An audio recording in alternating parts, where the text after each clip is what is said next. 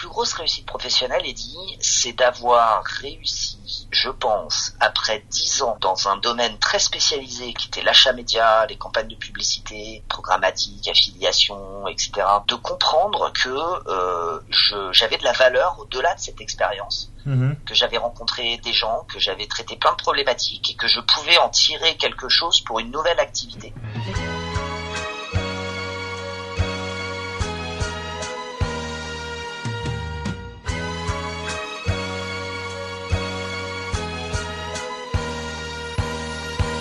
Bonjour à toutes et à tous, je suis Eddy et vous écoutez un nouvel épisode du Brand Podcast. Très heureux comme d'habitude pour ce nouvel épisode. On se retrouve très tardivement, même si vous ne le voyez pas puisque vous écoutez le podcast aujourd'hui, avec un invité qui va se présenter d'ici quelques minutes.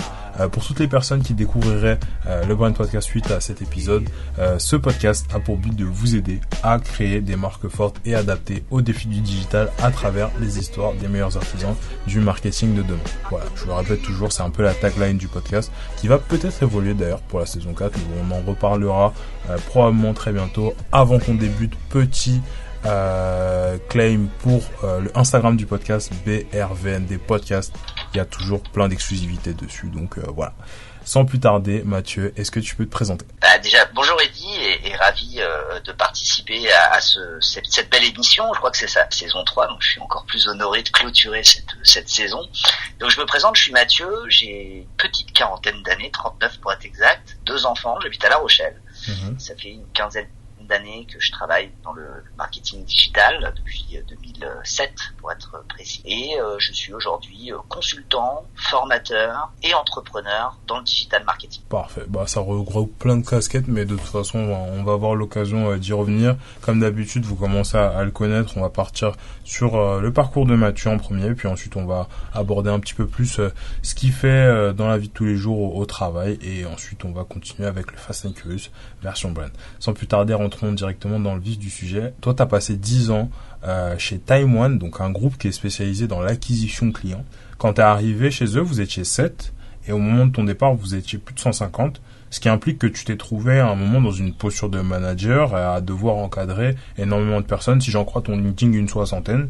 Et dans l'épisode que j'ai fait avec Benoît, d'ailleurs qu'on embrasse, qui est Head of Marketing chez Alma, on parlait beaucoup de comment tirer le meilleur de ces équipes. Mais une question se pose avant cela, et on n'a pas eu l'occasion d'aborder cette question dans l'épisode, d'ailleurs que je vous recommande au passage. C'est comment est-ce que toi t'as fait pour te former à être un bon manager, et aujourd'hui, ou plutôt à l'époque, comment est-ce que toi tu considérais être ton style de management, quoi ? Waouh, super question ça. Écoute, moi j'ai fait des études de gestion d'entreprise dans lesquelles on avait des blocs ou des modules de management. Bon, on va pas se mentir, t'apprends pas le management sur des slides PowerPoint ou avec des jeux de rôle, t'apprends le management sur le terrain. Comme tu le disais, moi j'ai commencé tout petit en bas de l'échelle en stage, on était une toute petite start-up, et puis on a eu une croissance énorme, on est venu au bout d'une année et demie à devoir, on va dire, structurer l'équipe. On était dans un aplat relié directement au CEO, et puis on a commencé à structurer les équipes pour être plus agile, pour pouvoir avancer, pour servir mieux nos clients. Et puis c'est à partir de ce moment-là que j'ai pris très rapidement finalement des fonctions managériales. Au départ, petite équipe. Et ta question étant comment j'ai fait pour monter en compétence sur le management, je pense qu'en fait pendant 10 ans j'ai fait toutes les erreurs possibles et inimaginables de management. C'est-à-dire que souvent je me dis, si je revenais en arrière, ou si on avait le pouvoir, tu vois, la Marty McFly, de revenir en arrière et de pas faire ces erreurs-là, ce serait énorme, quoi. Je pense que j'ai fait tout ce qu'il fallait pas faire. Voilà, donc j'ai vraiment appris sur le terrain. Je pense qu'il n'y a pas pas de meilleure école que d'être confronté à la gestion des hommes, en fait, des hommes au sens H majuscule. Je sais pas si ça se fait encore de dire ça, mais des hommes et des femmes qui composent les équipes.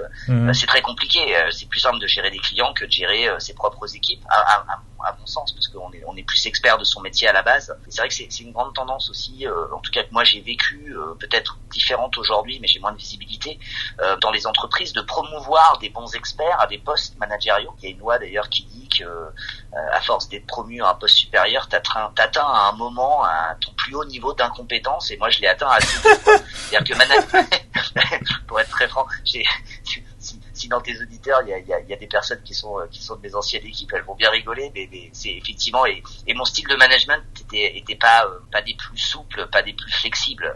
Comme beaucoup, je pense, d'experts métiers, on est très exigeant avec ces équipes parce que on est un expert du métier, parce que tu as toujours ces phrases de oui, mais moi j'ai déjà fait leur boulot, je sais comment on fait. Donc t'as cette tendance en tout cas moi c'était mon cas, à être un peu directif dans mon mode de management. Ce qui avait certains bénéfices, la clarté, et puis au moins ils comprenaient là où je souhaitais qu'ils aillent. Mais après c'est vrai que c'est un style de management directif qui fédère pas tout le temps tout le monde, quoi. Ça marche avec certains types de personnalités et pas avec tout. T'as dit qu'à l'époque t'avais fait toutes les erreurs possibles et imaginables, mais je suppose que t'as un peu appris par itération. Est-ce que tu auras des exemples d'erreurs que toi t'as fait et comment tu t'as fait pour corriger tout ça? Une erreur je pense très classique là-dedans, c'est de pas s'adapter, de pas adapter son comportement et son mode de communication à la personnalité qu'on a en face. Et j'ai eu la chance, et je remercie encore mon CEO Sylvain, merci Sylvain, de m'avoir offert ce coaching avec une personne brillante qui s'appelait Sylvaine, en l'occurrence, que je remercie également et qui m'a coaché pendant plusieurs mois. C'était une personne de grande qualité qui était très senior, qui avait une 60aine d'années et qui coachait des gens du 440, etc. Et elle m'a appris justement sur un coaching qui a duré entre 3 et 6 mois, je crois. On se voyait toutes les semaines et elle m'a appris à comprendre que les personnes en face de moi, elles fonctionnent matrice qui s'appelle MBTI, tu sais, les cerveaux gauches, les cerveaux rouges, bleus, verts et jaunes. Et elle m'a appris à détecter et à comprendre la personnalité que j'avais en face de moi et adapter ma communication et mon style de management à la personne qui était en face de moi. Et ça m'a énormément aidé. Donc voilà, la plus grosse erreur que je faisais, c'était pas m'adapter aux personnes qui étaient en face de moi. Et je me disais, voilà, moi je suis entier, je parle comme je parle, j'ai ma manière de faire et je m'adapte pas. Et ça, c'était une des plus grosses erreurs que j'ai fait. Ok, ça marche. Et est-ce que tu considères que la non-adaptabilité, c'était ton plus gros challenge à l'époque de manager dans une équipe qui scale, ou il y en avait un qui était vraiment ta priorité jour et nuit, quoi? Non, c'était clairement ça. C'était ma priorité. C'était de m'adapter en termes de communication et d'échange avec mes équipes. Et puis le deuxième, c'était de lutter contre mon côté un peu directif par rapport aux consignes que je demandais et à donner plus, on va dire, d'autonomie, à laisser faire, à laisser les gens se planter aussi. À faire des erreurs, etc. Et accepter aussi que je ne pouvais pas être partout, à accepter de déléguer, à accepter de laisser faire, à accepter de se planter, et puis accompagner des personnes quand elles se plantaient, leur expliquer pourquoi, leur expliquer comment se dépêtrer de la situation qu'elles avaient elles-mêmes créée, et de pas être dans la sanction, dans le je t'avais dit, t'aurais dû faire comme je t'avais dit de faire, etc. Tu vois, donc je luttais contre moi-même, quoi. Voilà. Ok, ça marche.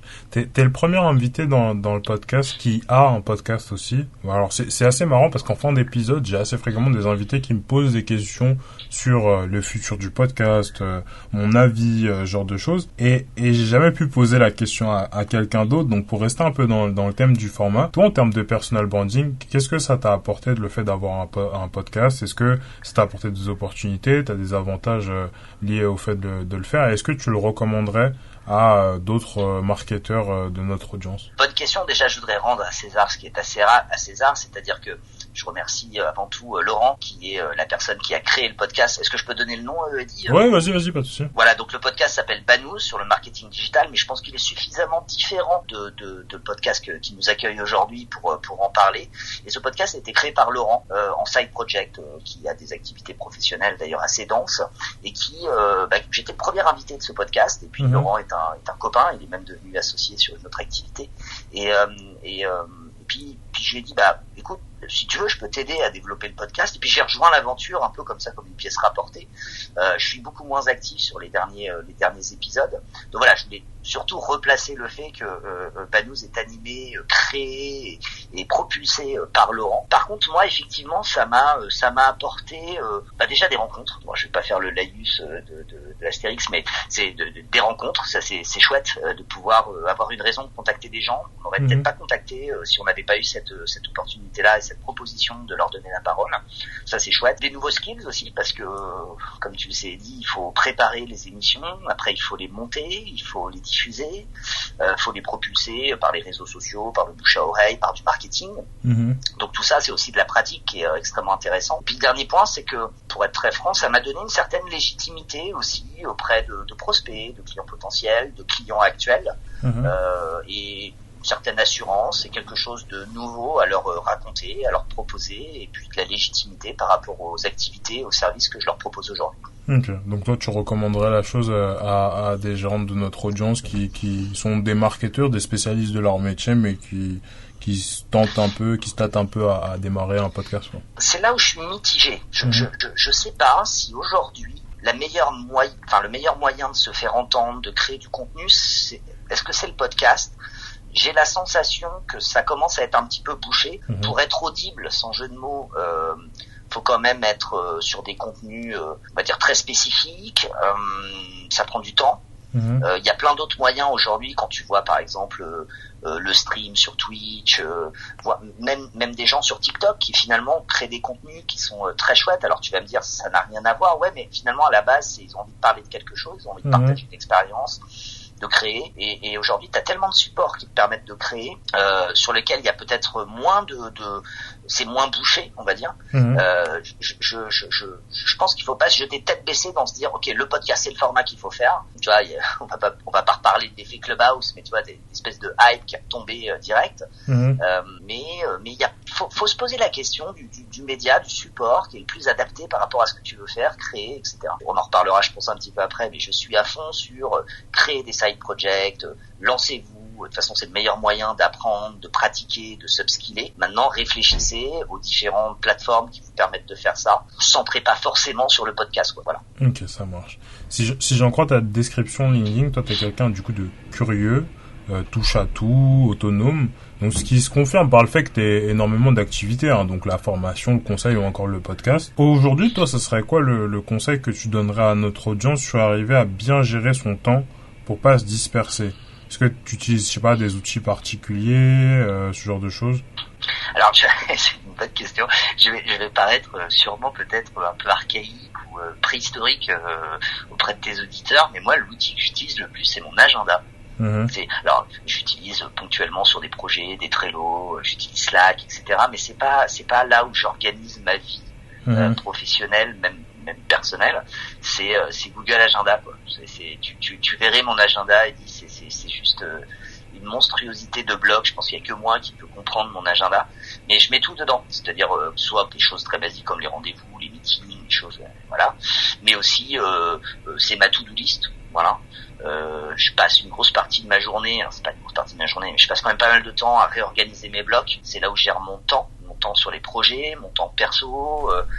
C'est là où je vais insérer, aller chercher mon fils au rugby et juste derrière aller bosser sur un client pendant 1 heure sur telle tâche, et détailler la tâche dans Google Agenda. Donc c'est vraiment le cœur du moteur, c'est l'agenda pour moi. Ok, ça marche. Est-ce que toi t'aurais un exemple d'erreur à éviter quand on veut être multitâche un peu et avoir plein de side projects? De mal estimer son temps.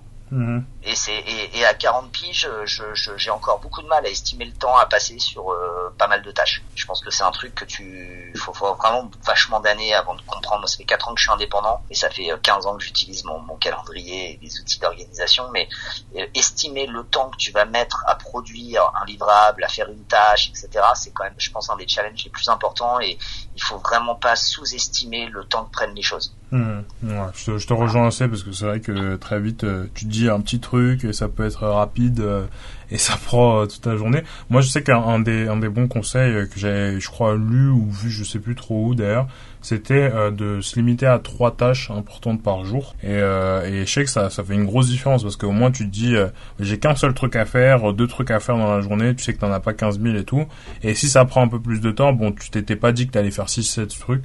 Donc voilà, si jamais je conseille aussi à ouais, je vais rajouter une petite maxime que j'ai appris pendant les travaux de rénovation de ma maison avec mes artisans, qui me disaient à longueur de journée: Mathieu, rien n'est long, mais tout prend du temps. Voilà. Je la partage avec les auditeurs. Rien n'est long, mais tout prend du temps. Et je rebondis sur ce que tu disais. J'ai une petite méthode un peu en mode bootcamp, mais c'est j'identifie la tâche la plus relou de la journée. Enfin, celle, tu vois, que tu vas forcément procrastiner, et je commence la journée par ça. C'est-à-dire que je regarde même pas mes mails, je commence pas à faire ma veille sur Twitter, LinkedIn, machin. En fait, dès le début de la journée, 8h du mat, 8h15, bam, je commence par la tâche qui me saoule le plus, et en fait, je me dis, j'ai une espèce de satisfaction d'avoir pondu cette tâche, ce livrable, ce truc que tu dois faire. Et après, la journée, elle passe, mais tellement mieux, parce que t'es libéré de ce poids, en fait, tu vois, qui te bouffait un petit peu. Genre, la veille au soir, tu dis, oh, j'ai ça à faire, j'ai pas envie, ça va être compliqué, je sais pas quoi, je sais pas trop comment faire, je l'ai jamais fait, nanana. Donc, en fait, il faut taper dedans direct. Et puis, si vraiment t'y arrives pas, dernière méthode, t'as la fameuse méthode Pomodoro qui est discutable, mais en fait, de se dire, ok, je me mets 25 minutes sur la tâche. Toi, tu te dis, bon, allez, je me mets 25 minutes sur ma tâche, c'est pas grand chose, 25 minutes, en réalité. Et en fait, rien que le fait de te dire, je me mets 25 minutes et de commencer à bosser dessus, en fait, ça te donne un élan. Et puis en fait, si tu t'y mets vraiment 25 minutes, je pense que tu vas taper l'heure facile de travail sur le truc, quoi. Parce que t'as déjà investi 25 minutes, t'es pas à 25 minutes près et tu vas finir ton heure. Donc c'est à peu près ça. Donc ça, c'est une bonne technique. Donc commencez par ce qui est plus dur, plus chiant, dès le début de la journée. Si vous avez la possibilité. Je te rejoins assez, et je rajouterais, pour clôturer sur cette parenthèse, la musique. Moi, je sais que sans musique, j'arrive pas à travailler. Donc voilà, si vous avez du classique ou même des musiques qui vous intéressent mais qui vous aident à vous concentrer, j'ajouterai ça dans l'équation. Voilà pour. Je ne peux que plus soyer ce que tu dis, ouais. Yes. Pour reprendre avec mes questions, donc du coup, si je reprends ton LinkedIn, je vois du PPA, je vois du Omnes Éducation, je vois du UPEC, etc. Donc ça, c'est quelques exemples d'écoles dans lesquelles en fait toi t'interviens pour dispenser des cours de marketing digital notamment. Alors dans l'épisode avec Alain Thériault, que j'invite les auditeurs à aller écouter aussi, on abordait le sujet mais pour le système plus canadien, mais on n'a pas encore abordé la chose pour le système français. Donc du coup, moi j'aimerais savoir, pour être intervenant, pour moi en tout cas, il y a une grosse part de réseau, mais quand on est CMO, VP marketing et qu'on veut dispenser un cours, par où on commence, où on trouve les bons interlocuteurs, est-ce que tu auras des éléments de réponse? C'est assez simple d'identifier sur LinkedIn des personnes qui interviennent dans des établissements. Donc moi, le premier conseil que je donnerais, c'est que si vous avez envie de partager votre connaissance, votre quotidien, vos outils, etc., et finalement vous enrichir, parce que souvent c'est ça à la base, c'est qu'on a envie de transmettre, on a envie de s'enrichir. Notre contact aussi des jeunes, hein, c'est tout bête, mais moi je vais avoir 40 ans, et quand tu côtoies en fait des personnes qui ont 23, 24 ans, qui raisonnent pas du tout la même chose, qui n'ont pas le même usage du digital que toi, ça te fait revoir aussi tes pratiques, et puis ça t'upskill aussi en réalité. Donc je pense que le premier conseil, c'est identifier des intervenants comme moi, et il y en a des centaines qui interviennent déjà dans ces écoles. Prenez contact avec eux, discutez avec eux tout simplement en leur posant des questions. Tiens, qu'est-ce que tu fais là-bas, qu'est-ce que t'en retires, etc. Et puis ils vous donneront les contacts en fait assez naturellement. Je pense que il y a beaucoup de réseaux dans ce sujet-là. Et après, vous pouvez aussi identifier les responsables pédagogiques des différents établissements et prendre contact directement avec eux. Il y a une très forte demande d'intervenants dans les business schools, mais également de plus en plus aussi dans des boîtes qui proposent des formations en e-learning comme Open Classroom, comme Studi, etc., qui ont des vrais besoins en fait d'experts qualifiés sur des sujets, alors dans le digital, mais même dans l'expertise comptable, dans le design, enfin dans tous les sujets en fait, parce qu'il y a une grosse demande, il y a beaucoup d'apprenants qui vont dans ces business schools et qui utilisent ces outils online pour se former, et donc il y a un vrai besoin d'experts pour accompagner ces apprenants là, quoi. Donc en fait, avec un peu de recherche, tu trouves assez facilement les bons contacts, quoi. Ok, ça marche. C'est tombé bien parce que la suite de ma question rejoint un peu le truc. Et une fois qu'on les a trouvés, toi en termes de personal branding, pour toi c'est quoi les éléments les plus importants à mettre en avant pour être le mec qui finit dans la salle de classe et qui fait le cours? Parce que je peux imaginer que on n'est pas les seuls, par exemple sur un compte marketing digital, à vouloir faire le cours. Donc t'as 3-4 VP qui vont se présenter à la porte, lequel on choisit, pourquoi, qu'est-ce qu'il faut qu'ils mettent en avant plus que l'autre, quoi. Je vais plutôt prendre le sujet à l'envers, si tu me permets, Eddy. C'est plutôt de se dire, je vais pas intervenir auprès d'apprenants. Je dis d'apprenants au sens large, ça peut être des étudiants, mais ça peut être des personnes actives, j'allais dire des adultes, mais c'est pas le bon terme, désolé, tu es un adulte, tu es pourtant un étudiant, mais des personnes actives, ça peut être des personnes qui sont en reconversion, qui ont 40, 50 ans, même 60 ans. Des fois, moi, je suis intervenu avec des personnes qui avaient 60 ans et qui étaient dans des formations digital marketing. Et Il faut pas arriver en se disant je vais vendre ma boîte. Ça, c'est une des premières erreurs que j'ai quand même pas mal constatées de mon côté. C'est des personnes qui se disent la formation c'est un relais business. Potentiellement en face de moi, les futurs clients qui vont utiliser mon SaaS qui fait je sais pas quoi dans le digital. Et finalement, je vais un peu être en mode présentation commerciale versus apprenant.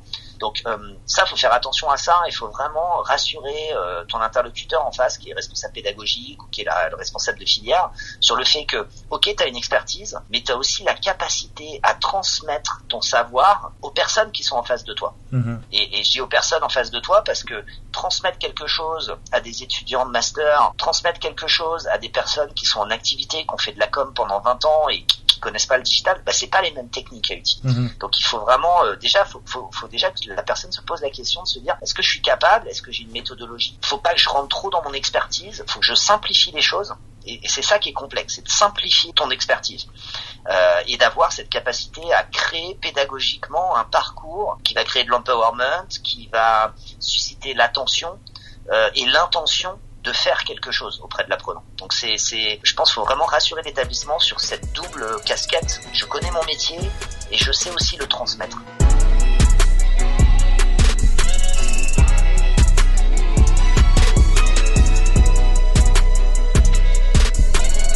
On a abordé plus ou moins l'ensemble de ton parcours et du coup pour clôturer j'aimerais bien faire un truc que je fais pas habituellement, c'est-à-dire te poser 2 questions ouvertes. La première c'est selon toi quelle est aujourd'hui ta plus grande réussite professionnelle et la seconde question c'est quelle est la chose que tu regrettes de pas encore avoir réalisée dans ta carrière? Waouh, c'est pas facile là ce que tu me demandes. Ma plus grosse réussite professionnelle, là tu vas avoir un peu de montage parce que j'ai fait un gros blanc de réflexion. Ma plus grosse réussite professionnelle, Eddy, c'est d'avoir réussi, je pense, après 10 ans dans un domaine très spécialisé qui était l'achat média, les campagnes de publicité, programmatique, affiliation, etc., de comprendre que j'avais de la valeur au-delà de cette expérience, que j'avais rencontré des gens, que j'avais traité plein de problématiques et que je pouvais en tirer quelque chose pour une nouvelle activité. Et donc, de pouvoir créer mon entreprise, de pouvoir être consultant, d'attirer des clients et de me renouveler par rapport à ça. J'ai accompagné des clients dans leur stratégie digitale à 360 et pas uniquement sur les campagnes de publicité. J'ai bossé, j'ai essayé de comprendre le SEO, j'ai mis en pratique l'email marketing de fidélisation, l'automation. J'ai appris par moi-même, j'ai pratiqué, j'ai accompagné mes clients, j'ai appris en accompagnant mes clients. Et pour moi, ma réussite, c'est depuis 4 ans, j'arrive à vivre de cette activité qui me plaît. Je pense que le seul gros avantage qu'on a en indépendant, c'est de pouvoir travailler avec des gens avec qui on a envie de travailler. On entend souvent la liberté, le truc, on n'est pas plus libre qu'ailleurs, hein. Quand on est indépendant, on a des clients, on a machin. Mais par contre, on a quand même à un moment la capacité de pouvoir décider avec qui on travaille et de pas se voir imposer des personnes autour de nous, etc. Et ça, je trouve que c'est assez cool, quoi. Ça, c'est le truc dont je suis le plus fier. Et j'ai bouffé, du coup, la deuxième partie de ta question. La deuxième question, c'était quelle est la chose que tu regrettes de pas encore avoir réalisée dans ta carrière? En fait, c'est assez naissant, mais j'ai créé une entreprise avec un associé il y a 1 an et demi. Et en fait, je me sens l'envie de créer d'autres entreprises. Et je l'ai pas encore fait et j'aimerais créer une machine à créer des boîtes. J'ai plein d'idées, je sais comment on développe une boîte, je sais comment on la gère, je connais le marketing, je connais les produits, je connais tout ça. Et j'ai envie de créer, et je l'ai pas encore fait. Donc voilà, c'est un peu mais ça va. Avoir cette capacité à entreprendre, que j'ai commencé avec mon activité d'indépendant, avec cette deuxième structure que j'ai créée avec un associé, et j'aimerais bien continuer à créer des boîtes, et à les développer. Voilà. Ok, ça marche. Bon, sans plus tarder, on va rentrer dans la partie. Ah, juste avant, petite parenthèse, ça rejoint un petit peu l'idée de. Enfin, c'est même pas vraiment une idée, mais c'est plus un peu l'affinité avec ton caractère au global, qui est d'avoir plein de projets. Je trouve que c'est assez beau. Pour moi, ça fait penser un peu à un startup studio. Je sais pas si tu vois le start de Fuck Up, ce qu'ils font, etc. Mais ouais, c'est un peu ça. Après, je sais pas, est-ce que je suis pas, mais j'ai un peu de mal avec la Startup Nation, en fait. Et et je trouve ça cool, c'est une super ambiance, etc. Mais j'arrive pas à le définir, j'arrive pas à le verbaliser, mais j'ai un peu de mal avec ça. Donc je pense qu'effectivement ce que je veux faire ressemble à un startup studio, mais le simple fait qu'il y ait le nom startup dedans me bloque. C'est tout bête, mais ça ressemblerait fichtrement à ça, ouais, effectivement. Après, alors pour juste continuer là-dessus, ce qui me dérange un petit peu dans la Startup Nation, c'est le fait que j'ai la sensation quand même qu'aujourd'hui, le succès entrepreneurial est directement proportionnel au montant de levée de fonds que tu arrives à générer. Et moi, j'ai été élevé professionnellement par des entrepreneurs à une époque, en 2007, où le terme startup, si tu veux, est hyper développé. Et ces mecs-là, moi, ce qu'ils m'ont appris, c'est à créer des boîtes dans lesquelles, en fait, t'as un environnement sain, une boîte qui est financièrement saine et qui peut se développer au maximum sur ses capitaux propres et qui est rentable à long terme. Et c'est ça que j'ai eu, tu vois, j'ai baigné dans des boîtes comme ça. Et du coup, aujourd'hui, le fait que souvent, on va pas se mentir, on évalue le succès d'un entrepreneur au montant de l'argent qu'il vient de lever auprès de Fici ou autre, ça me dérange un petit peu. Voilà. Donc, il y a plein de gens qui montent des boîtes dont on n'entend pas parler sur les réseaux sociaux, sur LinkedIn, qui sont des super belles tôles, qui sont des belles PME, qui ont des super produits ou des super services, et qui se concentrent sur leur entreprise versus faire un excès de personal branding ou un excès de communication. Tu vois, voilà. Ok, voilà. C'était mon petit coup de gueule. Désolé, Eddy. Non, pas de souci. Bah, j'ai reçu accessoirement Guillaume Houbèche, que tu dois probablement connaître sur le podcast. On n'a pas parlé de refuser la levée et tout. On a parlé pas mal de personal branding aussi. Mais je sais qu'il se bat pas mal pour ce genre de cause. Donc on l'embrasse aussi. Voilà, pour continuer sur la partie autour du branding, autour de la marque, on va parler un peu d'autres choses. Donc valoriser ses compétences. On en a parlé en pré-call, hein, c'est tout l'enjeu et de ce podcast et aussi d'un peu de ce que tu fais, puisqu'en ta qualité de formateur, de consultant, tu participes chaque jour un peu plus à cette mouvance chez les talents, donc ce qui amène un peu mes questions.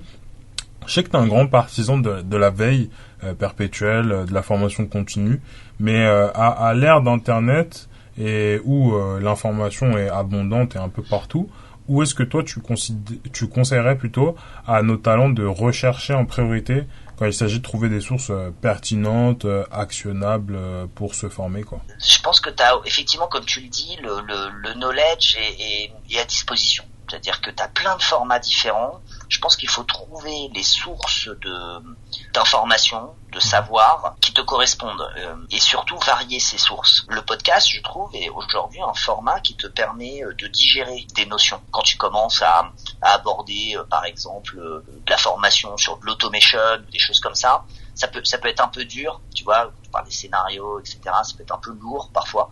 Et compléter ton module ou ton cours que tu as eu pendant une demi-journée ou pendant une journée, un épisode de podcast d'un invité comme Guillaume Houbèche, tu vois, qui va parler de l'Enlist et qui va t'expliquer des scénarios d'automation, ce que les clients en tirent, etc. Je trouve que ça permet de digérer. Donc le multiformat, je trouve, est ce qu'il y a de plus idéal pour te forger ta propre opinion et que ton cerveau y percute et qui te contextualise aussi ce que tu viens d'apprendre dans quelque chose d'opérationnel. Et c'est le dernier point, c'est-à-dire que si tu n'es pas en train de rechercher de l'information à appliquer directement dans ton projet que tu es en train de monter, emmagasiner du knowledge pour l'emmagasiner, ça n'a aucun intérêt si tu ne le mets pas en pratique. C'est pour ça que je suis très partisan des side projects, ou comme je te disais tout à l'heure avec ta question, c'est est-ce qu'on monte un podcast, etc.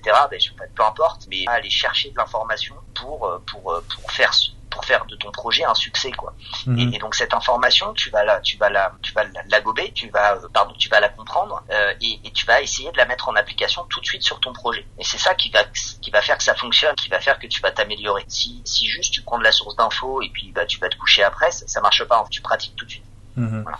Et si tu es dans cette démarche-là, les sources, tu vas les trouver très facilement et très rapidement. Tu as de la vidéo. Aujourd'hui, TikTok, regarde, des trucs, t'as des chaînes sur TikTok, là, où les gars, ils te font des tutos Excel ou G-Sheet, enfin, avec des formules de fou, ils t'apprennent à faire de la data vise, enfin, t'as des trucs qui sont complètement fous sur TikTok. Moi, j'adore TikTok, mais pour ce sujet-là, en fait, pas pour les influenceurs, etc. Pour le côté knowledge, je trouve ça hyper intéressant de voir, en fait, à quel point c'est dynamique dans ce qu'on peut assimiler à de la formation. En tout cas, sur des thématiques extrêmement précises. Je trouve que c'est très, très utile, tu vois. Ok, ça marche. Mis à part TikTok, toi, où est-ce que tu vas quand tu fais ta veille? C'est quoi ce que tu regardes en premier? Bon, moi j'ai LinkedIn, c'est un peu le point central, Twitter. Moi j'organise ma veille pure et dure, ma veille quotidienne sur ces deux réseaux-là, qui sont finalement structurés par rapport en fait au compte que je suis, aux personnes que je suis, dans le marketing digital au sens très très large, qui me permet d'avoir les dernières infos, de pas louper de quelque chose d'important, etc. Donc ça c'est le premier point. Deuxième point, je consomme pas mal de vidéos, de podcasts aussi. Et puis, je fais comme beaucoup de gens en fait. Je vais sur des plateformes de formation, des open classroom, pour mieux comprendre certains sujets et voilà, tout simplement. Ok, ça marche. T'auras des comptes à nous citer, peut-être sur Twitter, sur LinkedIn. Là, comme ça, pour être franc, non, j'ai pas de trucs qui me viennent à l'esprit. Ok, ça marche. Bon, c'est pas grave. Globalement, vous avez les trois sources. J'essaye de creuser aussi parce que c'est vrai que je me dis que moi, personnellement, je sais que j'ai lu beaucoup de bouquins. Après les avoir écoutés sur des podcasts suite à une recommandation d'invité. Donc j'essaie de tirer le maximum des pépites pour que s'il y a une personne qui puisse... alors des bouquins, j'en ai plein. Alors attends, j'en ai plein, mais le problème c'est que comme je suis pas dans mon bureau, je les ai pas sous les yeux. C'est pas très important. Du coup, on va enchaîner avec les questions parce qu'on parlait aussi en pré-call du terme growth hacker. À l'ère de ce genre de titres qui viennent un peu rafraîchir les postes du marketing digital, donc dans tout ce qui est fiches de poste, etc.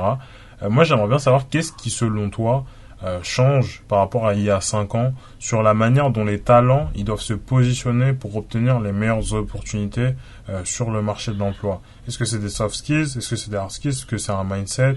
Qu'est-ce qui a changé? Tout ça va compter, déjà, dans les 3 éléments que tu as donnés, les soft skills, les mindset et les hard skills. Tu sais, alors, j'invite les éditeurs à regarder un petit peu sur Google, quand on parle de T-shape, M-shape, profile, etc. Je trouve que là, alors là, on est sur le podcast, on peut pas montrer le visuel, mais si vous regardez un petit peu T-shape, M-shape sur Google, vous allez voir, en fait, finalement, ces représentations des différents compétences que vous pouvez avoir ou pas avoir. Et je trouve ça assez intéressant. Le E-shape, par exemple, donc c'est un trait vertical. Le E-shape profile, c'est quelqu'un qui est un expert absolu sur un sujet. Il n'a qu'une expertise. Aujourd'hui, c'est pas forcément le type de profil qui systématiquement va plaire à un recruteur. Le recruteur, il va plutôt chercher, par exemple, des profils qu'on appelle T-shape, donc qui sont représentés par un T. Donc il y a toujours cette barre d'expertise très marquée, par exemple sur le growth hacking, par exemple sur l'UX, par exemple sur le CRM, l'email, sur l'analytics ou autre, ou la data lead. Mais la barre horizontale matérialise le fait que ce profil est quand même alerte, est quand même assez éveillé aux autres compétences qui vont graviter autour d'eux. Et ça, c'est ce qui va intéresser, je pense, le plus une entreprise aujourd'hui, pour en discuter beaucoup avec ces boîtes-là. Elles ont besoin de faire fonctionner les équipes entre elles. Et si, par exemple, un SEO parle avec un gars qui fait de l'UX, ils n'ont pas le même vocabulaire, ils viennent pas du même milieu, et il faut qu'ils se comprennent, ces gars, parce qu'il faut qu'ils bossent ensemble. Donc s'ils n'ont pas un tout petit peu de connaissance du métier du collègue qui est en face de lui, ils vont pas fonctionner comme il faut. Et puis ils vont rester ancrés et engoncés dans leur expertise. Et ça va pas donner des bons résultats finalement dans les projets et pour l'entreprise. Donc vraiment, je pense qu'il faut cultiver une expertise qui est un peu ta force historique, si tu veux, et puis montrer aussi à ton recruteur, à ton interlocuteur, à ton client que tu sais très bien travailler avec un développeur, tu sais ce que c'est que la méthode agile, tu sais ce que c'est qu'un sprint, etc. Que même peut-être t'as des petites notions de code, d'accord, t'es pas codeur, mais t'as des notions de code, et que t'as aussi des notions en SEO, tu sais ce que c'est qu'une méta, tu sais ce que c'est qu'un title, tu sais ce que c'est qu'un backlink, etc. Et que tu peux communiquer et échanger de manière efficace avec les personnes avec qui tu as travaillé dans l'équipe. Je pense que ça, c'est hyper important. Donc ça touche vraiment la partie hard skills. Dans les soft skills, et ça va rejoindre le mindset, pour moi, c'est la curiosité. On est dans des métiers qui évoluent tout le temps, tout change du jour au lendemain, peu importe dans quel taf du digital marketing tu es, et de montrer que finalement tu es alerte, tu fais de la veille, et que tu es curieux, quoi. Je pense que la curiosité est une des meilleures compétences aujourd'hui pour avoir du succès dans cette industrie, quoi. Ok, donc tu me parlais de curiosité pour les soft skills, tu rentrerais ça dans la catégorie mindset. Moi, je te parle beaucoup de positionnement parce que j'ai la sensation que avec des métiers comme growth hacker qui sont un peu des nouveaux métiers, il y a un peu ce truc où tu sais le recruteur en fait il y connaît rien concrètement et donc du coup est-ce que il y a peut-être des points sur lesquels il faut plus appuyer niveau expertise ou est-ce que en termes d'expertise globalement c'est un peu le même truc et on change le poste mais le comportement des talents a pas vraiment à changer pour obtenir le même résultat in fine. Enfin, est-ce que tu as un avis par rapport à ça? C'est pas évident. Alors tu parlais du gros hacking, effectivement on s'en était un petit peu parlé dans la préparation de l'émission. J'adore les gros hackers et j'ai des copains qui sont gros hackers, petite dédicace à Béli qui nous écoutera sûrement. C'est un métier très 360 en réalité, gros hacker qui manipule du code, qui manipule de l'UX, qui sait faire des landings, qui sait faire de l'acquisition payante. Enfin, c'est un métier assez 360. Et du coup, je sais pas si c'est une compétence en fait. Gros hacker, c'est pas une compétence, quoi. Du coup, c'est un peu compliqué. Et effectivement, dans le terme gros hacker, et c'est un peu ce qui me dérange, c'est qu'il y a j'ai un peu l'impression, tu sais, dans les gros hackers, des fois, de voir des vidéos, tu sais, des vidéos sur YouTube où ils te disent achetez ma formation et vous serez millionnaire en 3 jours avec je sais pas quelle méthode, tu sais. C'est genre un peu le gros hacker, il arrive et puis il va te poutrer des leads, tu vois, il va te faire 10 000 leads en un mois et puis c'est un espèce de magicien, quoi, tu vois.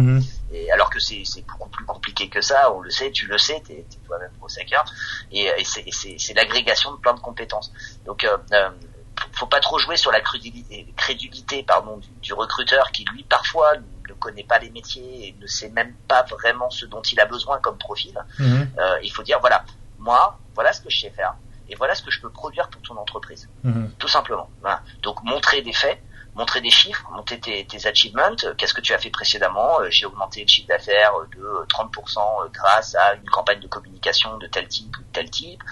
J'ai multiplié par 3 les leads parce que j'ai refait toutes les landing pages. Ça, faut être hyper factuel, quoi, pour être sûr que finalement ta compétence elle correspond aux besoins du recruteur en face de toi qui lui des fois a du mal à comprendre ce dont il a lui-même besoin. Donc faut être hyper clair en fait là-dessus, tout en laissant, comme je te disais précédemment, le champ ouvert sur et je sais aussi monter un podcast, je sais aussi interviewer des gens, je peux travailler sur la partie communication en plus de la partie SEO. En tout cas, je peux impulser quelque chose là-dessus ou je peux être en support d'une équipe qui est déjà existante, etc. Ok, que ça marche. Je te rejoins assez parce que c'est vrai que le côté factuel, ça aide à mieux gérer ces entretiens, en tout cas de ce que moi j'ai pu voir. Sans plus tarder, on va rentrer dans la partie Fast and Curious version brand. Donc Fast and Curious, le concept de Combini version brand, le concept du brand podcast. Tu vas avoir 3 propositions. Tu choisis entre l'une et l'autre le plus rapidement possible. Mathieu, est-ce que t'es prêt? Je suis prêt, mais c'est un gros challenge de répondre de manière courte pour moi. Donc, mais vas-y, je vais remplir le challenge. Je le promets. Tu préfères donner cours dans des business schools traditionnels type HEC ou dans des écoles spécialisées dans le digital? École spécialisée. Le skills avec le meilleur ROI en 2021 plutôt, c'est le SEO ou le SEA? Le SEA. Quand est-ce que tu apprends le plus, pendant tes podcasts ou en formation d'entreprise? En formation en entreprise. Pour finir, c'est à toi Mathieu. Quelle est ta question pour moi? Ah oui, la question pour toi. Eddie, déjà, je voudrais te remercier de ton invitation, etc. Et je voudrais te remercier aussi parce que je trouve ça chouette d'avoir des personnes comme toi qui ont des énormes journées. Voilà. Et qui en plus ont décidé de faire un side project, de monter un podcast. On arrive à la fin de la saison 3 si je ne m'abuse. Yes. Et ma question c'est qu'est-ce que t'as appris ou qu'est-ce que t'as apporté ces 3 saisons de podcast, à interviewer, à décortiquer tes invités. Toi, qu'est-ce que ça t'a apporté si tu devais retenir qu'une chose? Ça va être dur de retenir qu'une chose parce que c'est toute une aventure, hein, mine de rien. Tu l'as bien dit, ça va faire 15 heures de contenu là avec ton épisode. Donc ça fait beaucoup de conversations, énormément de conseils, etc. Et si je devais retenir une seule chose, ce serait un peu les leçons que je tire de tout ça, parce que c'est vrai que mine de rien, tu le disais un petit peu en avant, ça te permet de rencontrer des gens que tu n'auras pas pu rencontrer autrement. Et plus que le rencontre, parce que c'est vrai que tu peux envoyer un message à un directeur marketing sur LinkedIn et il te répondra probablement à une question très précise. Mais tu peux pas lui parler pendant 40 minutes d'un sujet très précis qu'il ne connaît pas à l'avance. Parce qu'il faut savoir que pendant plus de 2 saisons, et d'ailleurs c'est quasiment le cas encore aujourd'hui, les invités ne connaissent pas à l'avance les questions que je vais leur poser. Et je les remercie tous, hein, notamment toi, parce que vous avez toujours joué le jeu par rapport à ça. Mais c'est quand même un exercice un peu difficile. Et moi, j'en retiens beaucoup de leçons parce que finalement, le podcast, avant de l'avoir créé pour l'audience, je l'ai aussi créé pour moi. Ça me permet de répondre à plein de questions que moi-même je me posais. Et c'est aussi pour ça que je pense que ça plaît dans un sens aux gens qui l'écoutent, parce que je vais pas nécessairement être en superficie, je vais poser des vraies questions, hein. On a parlé depuis le début de progression dans la carrière, on a parlé de salaire, de marque personnelle, de plein de trucs qui sont finalement un peu touchy, mais qui sont quand même importants, parce que si les gens ne le savent pas, ils arrivent à moins bien naviguer dans l'univers qui est l'entreprise. Donc moi aujourd'hui, ouais, je dirais que déjà j'ai progressé avec tout ça, à force d'entendre des parcours, etc. Puis moi, je trouve que ça m'a donné pas mal d'idées sur la manière dont j'approchais des secteurs. Par exemple, je sais que par exemple moi je connais assez mal je sais pas, le secteur de la santé, mais quand tu fais un épisode avec Anne-Cécile Gallois qui bosse chez Care, en fait ça te donne carrément une meilleure idée en fait ça veut dire quoi aujourd'hui être un acteur de la santé, de plein de choses comme ça. Et ouais, je dirais c'est ça, c'est vraiment les leçons au sens de la progression personnelle, de l'ouverture d'esprit, et puis des rencontres, parce que ça permet de lier. Je vais pas jusqu'à dire des amitiés, parce qu'aujourd'hui je considère que je connais encore assez mal tous les invités qui sont passés dans le podcast, mais en tout cas ça crée un beau moment d'échange qui peut se répéter par la suite. Mais bon, ça c'est un petit teasing pour quelque chose qui arrivera à la fin de la saison 3. Voilà, ça va nous permettre de clôturer sur cet épisode. Merci à toi Mathieu d'avoir participé. Tu seras le 10e Merci épisode. beaucoup Eddy pour l'invitation, et gros teasing sur tes dernières paroles. À suivre. Incroyable. Mathieu est déjà dans la confidence, donc c'est pour ça qu'il dit ça. Mais oui, comment on appelle ça, tu seras le 10e épisode de cette saison 3. On va s'arrêter à 12, hein. La saison 2, on avait fait que 7 parce que c'était en plein milieu de l'été. Mais là, on va s'arrêter à 12. Normalement, la saison 4 reprendra mi-janvier. Je vais faire aussi un petit mois de break d'ici pas très longtemps, mais on a encore deux gros épisodes normalement qui arrivent d'ici pas très longtemps. Pour toutes les personnes qui nous écoutent toujours après un peu plus d'une 40aine de minutes de podcast, n'hésitez pas à le liker. Voilà, sur YouTube, c'est toujours disponible gratuitement. BRVND podcast sur YouTube. Tous les épisodes, toutes les saisons, tout est là. Voilà, si vous n'avez pas d'abonnement sur les plateformes de streaming, ça vous permet de continuer à suivre ça. À nous mettre un petit commentaire, que ce soit sur YouTube, sur Apple Podcast. Le podcast est toujours classé depuis la première saison dans la catégorie marketing, affaires, ce genre de choses. Donc mettre un petit commentaire, nous ça nous permet de progresser, d'avancer dans les classements, et à suivre les différents réseaux sociaux du podcast. La page LinkedIn, je sais que je l'alimente aussi, la page Instagram qui est tout fraîche depuis cette saison. Sur ces belles paroles, moi je vais vous retrouver lundi prochain 8h pour un nouvel épisode, et nous on se dit à très bientôt.